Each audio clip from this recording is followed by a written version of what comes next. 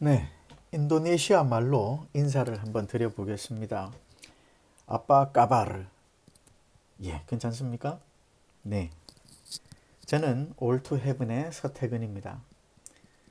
이번 시간에는 2022년 7월에 있을 인도네시아 의료 봉사 활동을 소개하도록 하겠습니다. 먼저 인도네시아의 일반적인 정보를 보여드리겠습니다.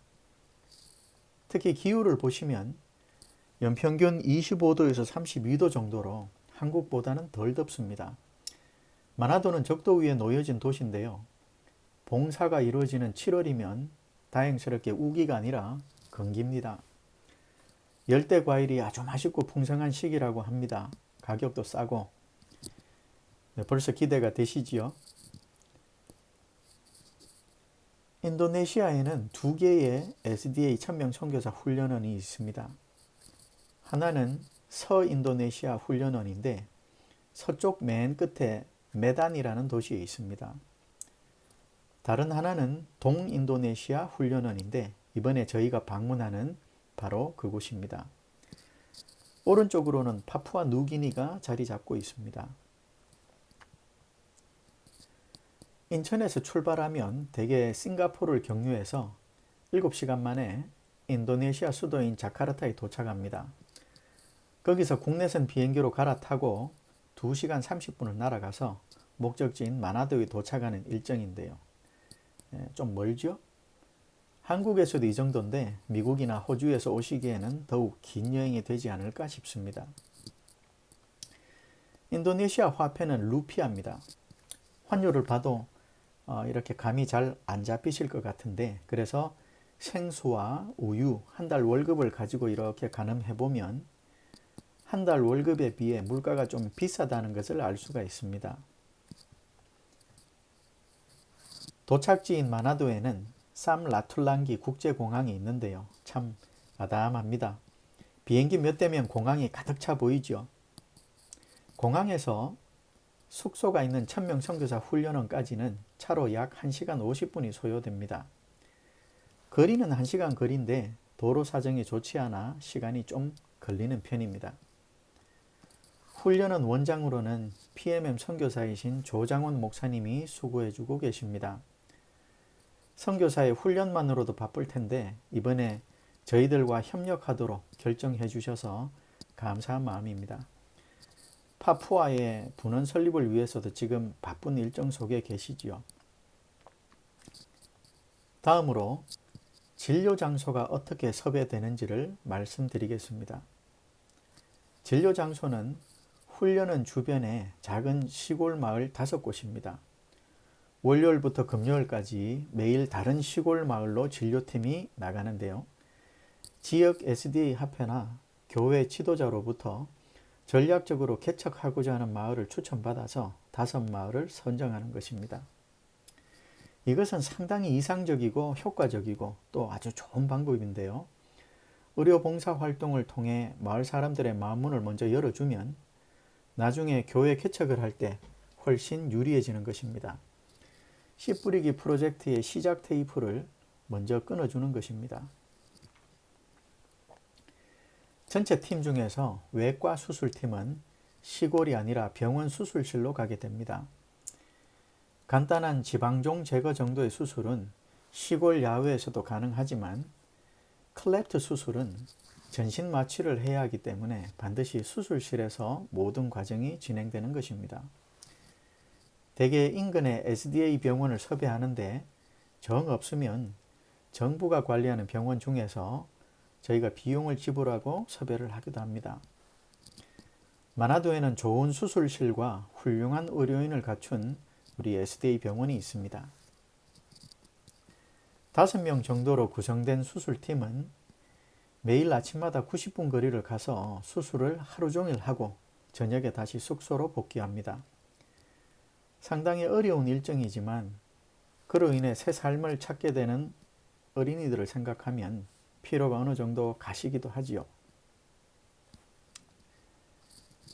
자, 이제부터는 아주 중요한 내용을 소개하겠습니다. 한 해에 해외 의료 선교를 만들어내는 과정을 제가 간략하게 요약해서 보여드리는 것입니다. 맨 먼저 선교 장소를 선정하는데요. 대개 전년도 선교지에 머무르고 있을 때 이미 내년도 방문 국가를 대충 물망에 올려둡니다. 그 후에 해당 국가의 PMM 선교사와 다방면으로 조율해서 1월이 되기 전에 확정시킵니다. 아울러 수술실 섭외도 같이 하는데요. 수술실은 장소 선정에 큰 영향을 미치는 요소이기 때문입니다.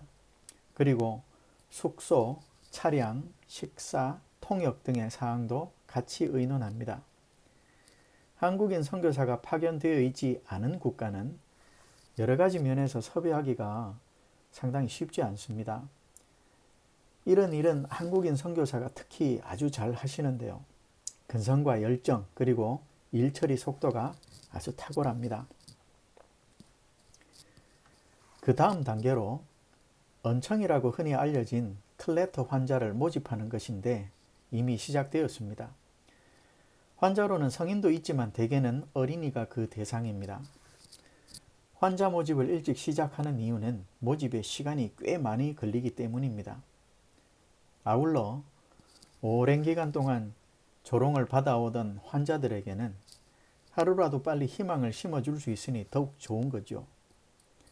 설령 수술이 10년 뒤에 잡힌다 하더라도 일단 확실히 수술 받을 수 있다는 약속만 주어진다면 그 긴 기다림은 오히려 설레임이 되고 또 하루하루를 살아가는 삶의 희망이 되기도 하기 때문입니다.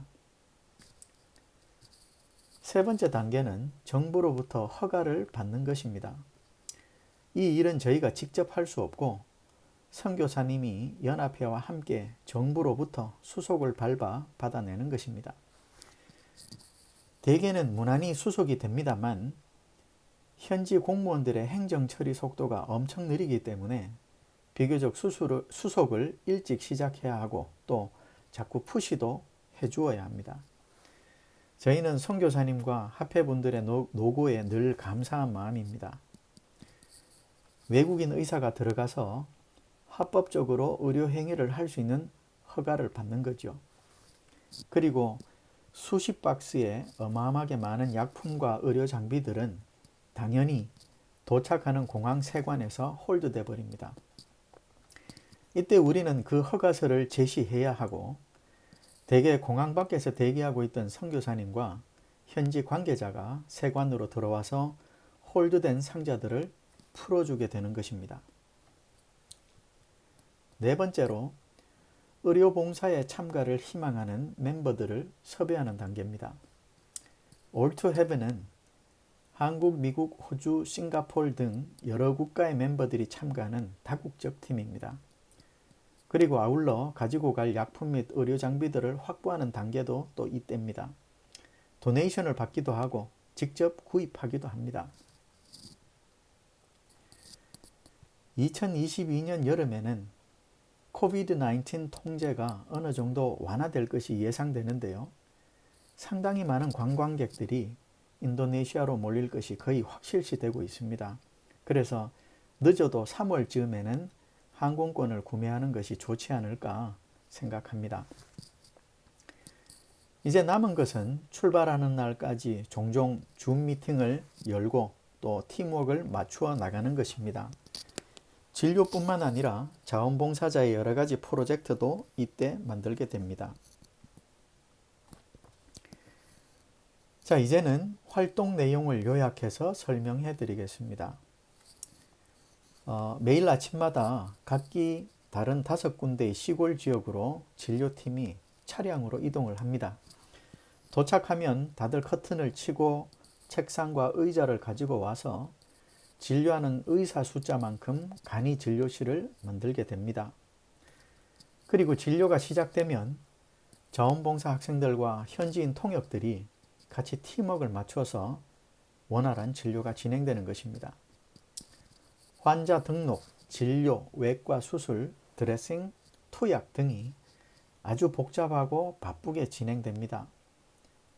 수백 명의 성인 환자들과 또 그 어른들을 따라온 많은 아이들, 그리고 자기는 진료가 끝났지만 외국인들 구경하느라고 계속 현장에 남아있는 사람들까지 우리 자원봉사자들이 통제하느라 아주 진땀을 뺍니다. 또한 자원봉사 학생들은 진료를 보조하면서 간단한 의료 지식들도 많이 배웁니다. 모든 의사들이 완전 친절하게 많이 가르쳐 줍니다. 봉사활동 이후로 마음에 어떤 결심이 생겨서 간호학과로 진학하는 학생들이 계속 이어지고 있습니다. 한편 병원으로 간 수술팀의 하루는 아주 드라마틱한데요. 아이 옆에 있는 이 남자분은 애 아빠가 아니고요. 수술을 집도하시는 정경훈 선생님입니다. 누구도 원치 않았던 기형아로 태어나서 그동안 손가락질 받고 조롱당하던 이 어린 환자에게 미래의 인생이 바뀔 수 있는 아주 큰 선물을 주는 것이죠. 그 나라에는 이 수술을 할 줄 아는 의사도 아주 드물고 설령 있다 하더라도 수술 실력이 많이 낙후되어 있는 현실입니다. 더구나 수술 비용이 너무 비싸서 환자 가족이 평생 벌어도 수술 비용을 마련할 수가 없습니다. 그래서 무료입니다. 무료인 이유가 딱 들어맞죠. 별것 아니라서 무료가 아니라 이래서 무료인 것입니다. 이 자리를 빌어 정경훈 선생님께 고마운 마음을 전합니다. 환자 진료 못지않게 중요한 것이 어린이 사역이라고 생각합니다. 진료받으러 오는 어른들과 함께 많은 아이들이 따라오는데요. 우리 자원봉사 학생들은 그 아이들을 틈틈이 모아놓고 성경 이야기를 해주고 같이 놀아주고 또 선물도 나누어 줍니다. 피부색이 다른 외국인이 왜 여기까지 왔는지 그때는 모르겠지만은 아이들의 어린 시절 마음속 깊이 무언가 좋은 것이 심겨질 것이라고 확신합니다. 어른이 돼서도 잊혀지지 않을 그 무언가가 말이죠. 치과팀은 시골 진료팀과 동행할 것입니다. 치과팀이 가장 바쁘고 일이 많은데요. 환자 한 명 치료하는 데 시간이 많이 걸리는 것뿐만 아니라 방문하는 거의 모든 사람들이 치과 문제를 다 갖고 있기 때문입니다. 치과 선생님들의 많은 지원과 올여름 참여를 부탁드립니다.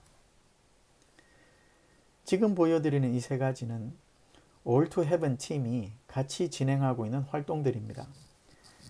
가난한 현지 학생들에게 장학금을 지급하고 수십 대의 컴퓨터를 보내주고 의료 장비들을 확보해서 보내주고 있습니다.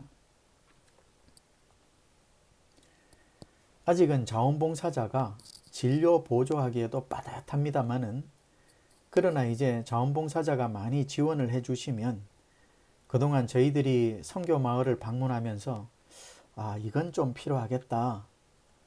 한번 해보면 좋겠다. 그 느껴오던 것들을 이제 소개하려고 합니다. 만약 머리를 깎을 줄 아는 봉사자가 있으시면 진료장소 주변에 의자를 놓고 아이들의 머리를 깎아주면 어떨까 생각합니다. 또한 머리니 샴푸를 가져가서 머리를 감겨주고 또 찬빗으로 머리를 빗겨주는 것도 상당히 큰 프로젝트입니다. 그리고 자원봉사자 중에 악기를 다룰 줄 아는 사람이 있으면 진료 중간에 지루하게 몇 시간 동안 기다리고 있는 환자들을 위해서 잠깐씩 연주를 해준다면 아주 감동적입니다. 2018년도에 시도를 해봤었는데요. 너무 좋았습니다. 실제로 저런 악기를 태어나서 처음 보는 사람들도 많습니다. 시골 진료를 나가서 점심시간에 마을 주민들을 위해서 짧고 또 작은 음악회를 열면 어떨까 싶습니다. 또 진료가 마쳐지는 그 주의 안식일은 멤버 모두 지역교회로 출석하는데요. 예배 때 특별한 연주도 모두들 듣고 싶어 할 것입니다. 그리고 아이들을 위해서 인형극을 해주는 것도 좋겠습니다. 좋아할 아이들을 생각하면 벌써 가슴이 두근거립니다. 2022년 인도네시아 마나도 미션에 여러분들의 많은 참여를 바랍니다. 감사합니다.